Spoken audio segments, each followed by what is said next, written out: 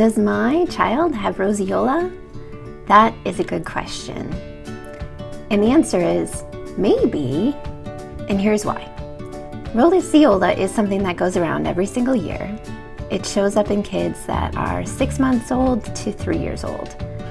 And so what roseola is a fever. It starts as a fever, and it can be a pretty high fever, like I'm talking 104 plus sometimes. And the fever lasts 3 to 4 days. Oftentimes the fever is a lot worse at night, and then the kid might feel better during the day and even be playing around or eating more normally or what have you, and then the fever comes back at night. So this can be really worrisome for parents because it is such a high fever.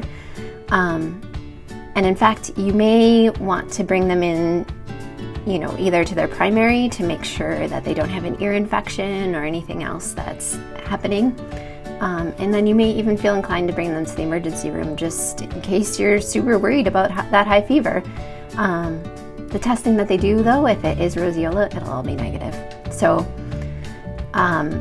really the only thing we can do to know for sure if it's roseola is wait the 4 days, because then what happens is they get the roseola rash.